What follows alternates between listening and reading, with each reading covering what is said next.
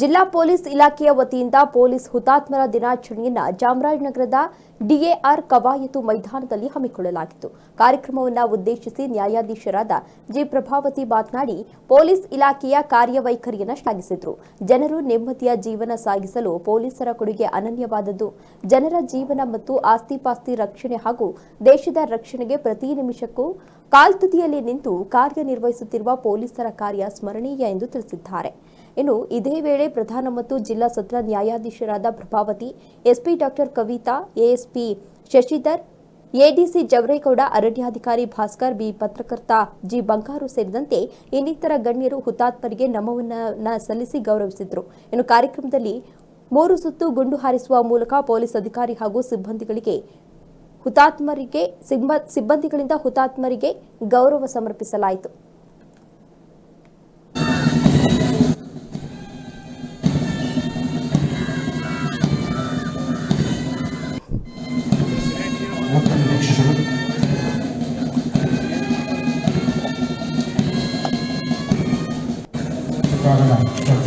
ಇಷ್ಟೊಂದು ಎತ್ತರವಾಗಿ ಈ ಜಿಲ್ಲೆಯಲ್ಲಿ ಸ್ಮಾರಕ ನಿರ್ಮಾಣ ಮಾಡಲು ನಿಂತ ಸ್ಮಾರಕವನ್ನು ಮಾಡಲೇಬೇಕು ಅಂತ ಹೇಳಿ ಅತ್ಯಂತ ಉತ್ತಮವಾಗಿ ಅವರು ಹುತಾತ್ಮರ ಸ್ಮಾರಕಕ್ಕೆ ಪುಷ್ಪಗುಚ್ಛವನ್ನು ಸಮರ್ಪಣೆ ಮಾಡಲು ಮುನ್ನಡೆಯುತ್ತಿದ್ದಾರೆ.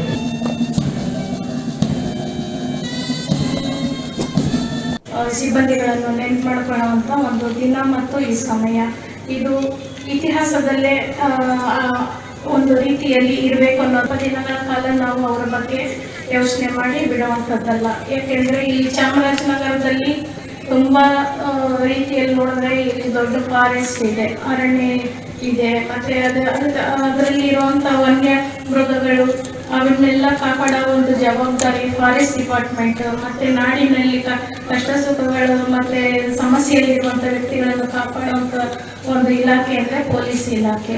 ಸೊ ಈ ಇಲಾಖೆಯಲ್ಲಿ ಹೋದ ತಿಂಗಳಲ್ಲಿ ಅಷ್ಟೇ ನಾವು ಫಾರೆಸ್ಟ್ ಇಲಾಖೆಯಲ್ಲಿ ನಾವು ಈ ಒಂದು ಹುತಾತ್ಮರ ದಿನಾಚರಣೆಯನ್ನು ಮಾಡಿದ್ವಿ. ಈ ದಿವಸ ಇವತ್ತು ಈ ಪೊಲೀಸ್ ಇಲಾಖೆಯಲ್ಲಿ ನಾವು ಮಾಡುವಂಥವರಾಗಿದ್ದೇವೆ. ಈಗ ಪೊಲೀಸರ ಬಗ್ಗೆ ಹೇಳಬೇಕು ಅಂತಂದರೆ, ನಮ್ಮ ರಕ್ಷಣೆ ಮಾಡುವ ಸಲುವಾಗಿ ಹೋರಾಡಿ ತಮ್ಮ ಜೀವನ ತ್ಯಾಗ ಮಾಡಿದ ಪೊಲೀಸರಿಗೆ ಕಾಶ್ಮೀರದಿಂದ ಕನ್ಯಾಕುಮಾರಿವರೆಗೆ ಈ ದಿನ ಗೌರವ ನಮನ ಸಲ್ಲಿಸಲಾಗುತ್ತದೆ.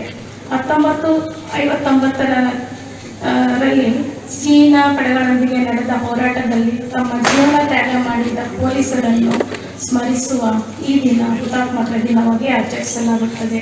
ಸೈನಿಕರ ಗಡಿಯಲ್ಲಿ ದೇಶ ರಕ್ಷಣೆ ಮಾಡುತ್ತಾರೆ, ಆದರೆ ನಮ್ಮ ಪೊಲೀಸರು ಸಾರ್ವಜನಿಕರ ಆಸ್ತಿಪಾಸ್ತಿ ರಕ್ಷಣೆಗಾಗಿ